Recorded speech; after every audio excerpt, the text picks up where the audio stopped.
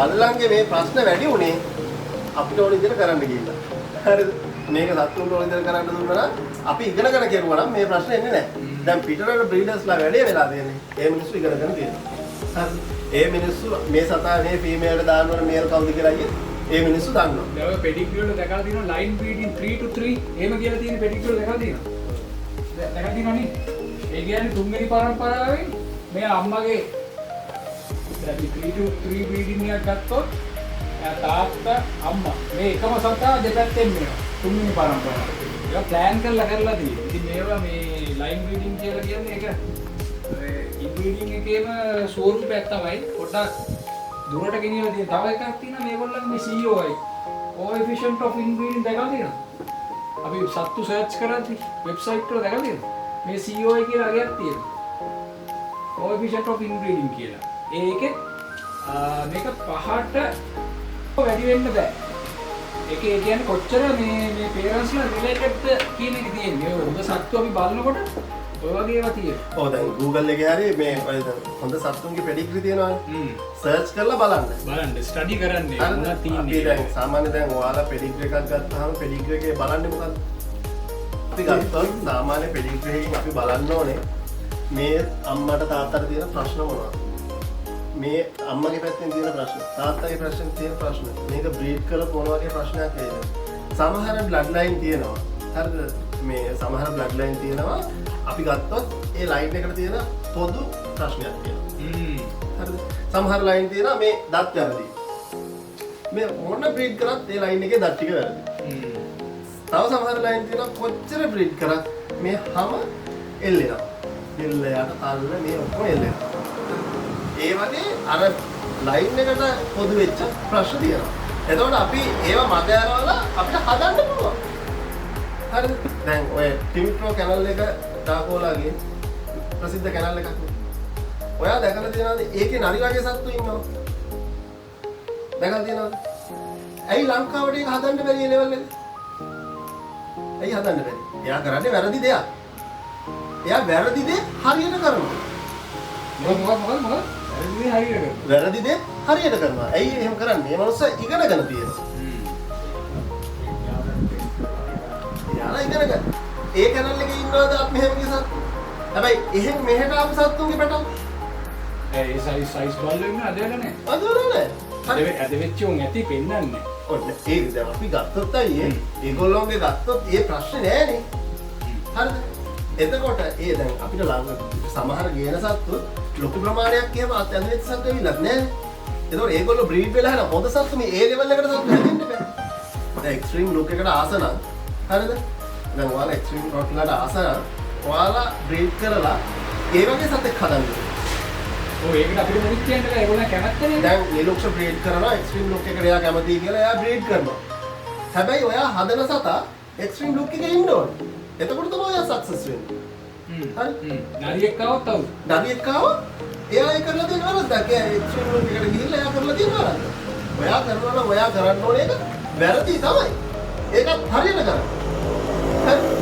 වැරදි දේ හරියට කියන්නේ දැන් ඔෆ්ලයින් කෙනෙක් ගත්තොත් ඔළුවෙන් හැමදේම තීරණය වෙන්නේ නැහැ. ඔළුව සහ හොම්බ කියන කොටසෙන් හැමදේම තීරණය වෙන්නේ නැහැ. ඔළුවක් විතරක් තියෙන සතෙක් ඉපදිලා නැහැ කොහොමද? හරි නේ? මේ ඔළුව මාකට් කරන්නේ. ඔව් ඔළුවක් තියෙන සතෙක් ඉපදිලා නැහැනේ. ඒ සතාගේ සම්පූර්ණ ව්‍යුහයම තමයි අපි තීරණය කරන්නේ මේ හැමදේම. හරි? අත් කකුල් ඔය ඔක්කොම.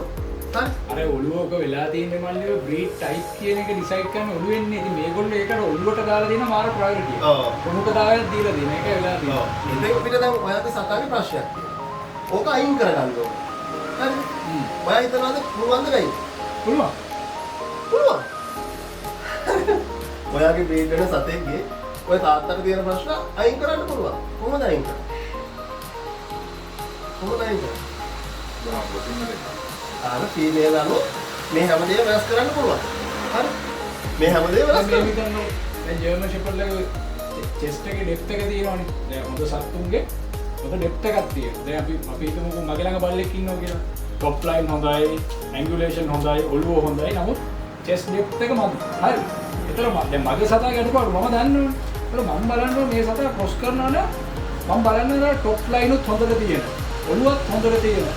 ගෑනු සතෙක් මම හොයනකොට හොඳ chest එකක් තියෙනවා. ඒක කැපිලා. එතකොට අපිට එහෙම බ්‍රීඩ් කරලා බලන්න පුළුවන්. අපි අස්මට්ටමද අපිට ඔය ටෙස්ට් කරන්න බෑනේ මේ කුදියුණු වන්නෑනේ. ඒකට තමයි අපි දැනුම හදාගන්නේ. ඒ බලලා දැන් ඒ සමහරක් විට දැන් ඒ සතාට දැම්ම කියලා ඔයාගේ ඊළඟ පැටවුගේ ටෙස්ට් එක එන්නේ නැති වෙන්න පුළුවන්. අපි දැන් මෙන්න මේ සර්ටිෆිකේට් එකක් ගත්තාම මේගොල්ලෝන්ගේ අපි මෙතන ඉඳලා මේ තියනවානේ එක නම් දාලා මේ නම් කවුරුත් කටපාඩම් කරන්න අවශ්‍ය නැහැ. ගොඩක් දෙනෙක් කරන දෙයක් තමයි නිකන් මේ අර මම ඔක්කොම දන්නවා කියලා පෙන්නන්න. හරිද? අර මෙයා කියලා මේකේ පරම්පරා 4-5ක් කියනවා. ඒතකොට අර මිනිස්සු බලනවා මම එන ඔයා දැන් නැත්තම් ඉතින් නම් ටික අඩේ අර ටික කීවනේ. ඌ වෙන වැඩක්. ඇත්තටම මම නම් මේ නම් පාඩම් කරන්නේ නැහැ. නෑ මේ වැඩ මේව නම වැඩක් නැහැ. ඔයාගේ බල්ලාගේ නම මට වැඩක් තියනවාද? මට වැඩක් තියෙනවා ඔයාගේ ලයින් එක විතරයි. එතකොට ඔයා මට කිව්වොත් අයියේ බේන් මගේ සතා මේ ලයින් එකේ කියලා මම කියන්නම් ඔය ලයින් එකේ සතුන් තියෙන ලෙඩ මොනවද? හරි. එතකොට අපිට මේකේ වැදගත් වෙන කොටස තියෙන්නේ හරිද? මෙන්න මේ ලයින් එකට අදාළව මේකෙන් මේක ඉස්සරහට ඇවිල්ලා තියෙන ලෙඩ මොනවද කියලා. සමහර සතුන් වල ප්‍රීපොටෙන්ට් සත්තු. දැන් ප්‍රීපොටෙන්ට් සතා කියන්නේ ඌව මොන බල්ලකට දැම්මත් ඌ වගේ පැටව වෙන්නේ. දැන් මගේ බල්ලා ඒ වගේ බල්ලෙක් නම් අර බල්ලෙක් දැම්ම කියලා ෆ්ලැට් පැටව තමයි ටෙස්ට් වෙන්නේ. එතකොට මම බලනවා එයාට දාන්න. එයාට දාලා හරියට නැත්නම් ඊට පස්සේ බලන තව සතෙක්. ඒ සතාටත් දාලා පැටව ඒ වගේ නා. මගේ බල්ලා ප්‍රීපොටෙන්ට්. ඒ කියන්නේ මොන බල්ලකට දැම්ම එහෙම සත්තු ඉන්නේ. හරි. එතකොට ED අර JLPP මේ කියන ටෙස්ට් ඒවා. එතකොට මේ ටික කරනවා නෑ. එතකොට අපේ සතුන් වේලෙට නැද්ද? තියෙනවා. හරිද? එතකොට මේවා ජෙනටික්ස් වලින් ඉස්සරහට යන්නේ නැද්ද? ඉදිරි පරම්පරාව.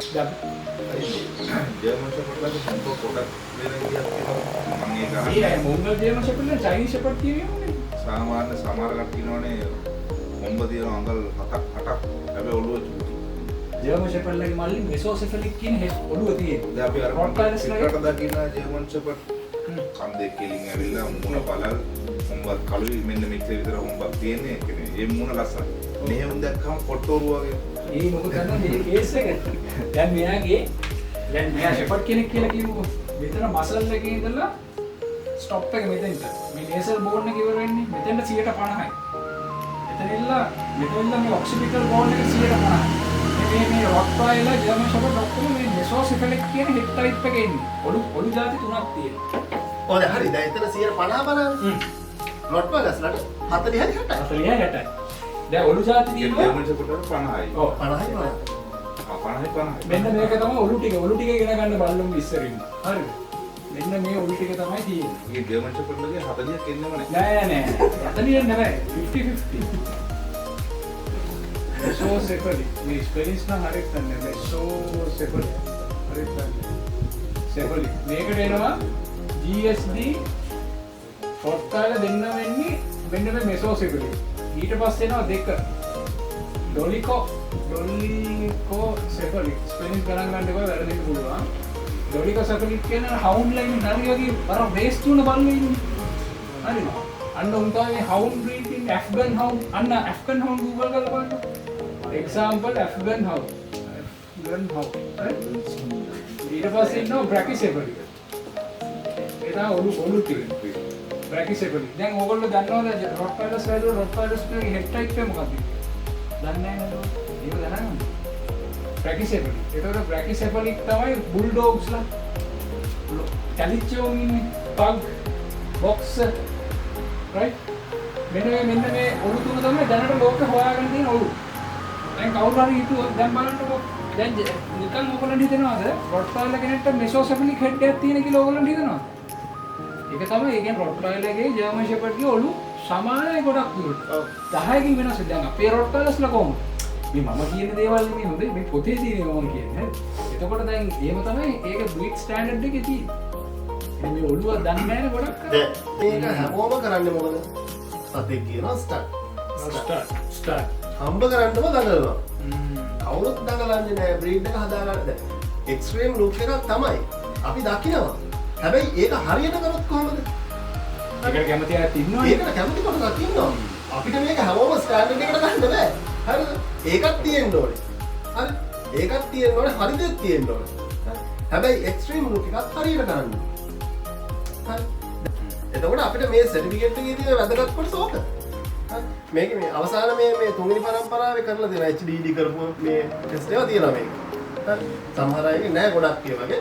මේකේ තියෙනවා. හරි. මේකේ තාත්තගේ පැත්ත හොඳයි. හරි. තාත්තගේ පැත්තේ මේක හොඳයි. හරි. තාත්තගේ පැත්තේ ලොකු ප්‍රශ්නයක් යන්නේ නෑ. හරි. හැබැයි ප්‍රශ්නේ තියෙන්නේ ඕක ඉස්සරහට යනකොට වැරදි දේවල් එකතු වෙනකොට ප්‍රශ්න වැඩි වෙනවා. හොඳ දේත් වැරදි තියෙනවා. හොඳ දේත් වැරදි තියෙනවා. ඒක එළියට එන එක නවත්තලා අපි ග්‍රේඩ් කරන්න ඕනේ. හැමෝටම එනම් ගොඩක් ස්තුතියි. අපි මේ විදිහට කතා කරපු දේවල් එක්ක ඕගොල්ලෝගේ හැම දෙයක් මේ කියන්නේ බ්‍රීඩින් කියන මේ පීරියඩ් එක ඇතුලේ මේක ඉගෙන ගන්න. හැම දෙයක්ම ඉගෙන ගන්න. ට්‍රේනින් පැත්තත් ඉගෙන ගන්න. බ්‍රීඩර් කෙනෙක් වෙද්දි ට්‍රේනින් කියන එක අනිවාර්යයි. සතාගේ ව්‍යුහය කියන එක හරි විදිහට ඉගෙන ගත්තොත් තමයි අපිට හොඳ නිර්මාණයක් කරන්න පුළුවන්. මේකත් ඇත්තටම නිර්මාණයක්. බ්‍රීඩින් කරනවා කියන්නේ නිර්මාණය කරනවා. හරි සතෙක් හදනවා අපි. ඒ හදන සතා ලෙඩ දුක් නැති, කකුල් අතපය ඇද වෙන්නේ නැති හොඳ සතෙක් හදන්න ඕගොල්ලෝ හැමෝම මේ අවශ්‍ය කරුණු ටික ලොකුවට අපිට ලොකු පරාසයකට යන්න බෑ අයියේ. අපිට අවශ්‍ය පරාසය ඉගෙනගෙන හොඳ බ්‍රීඩින් කරලා හොඳ සතුටක් හදන්න. එහෙනම් ඉතින් අද දවසේ අපිත් එක්ක එකතු වෙච්ච ඕගොල්ලන්ට හැමෝටම ගොඩක් ස්තුතියි.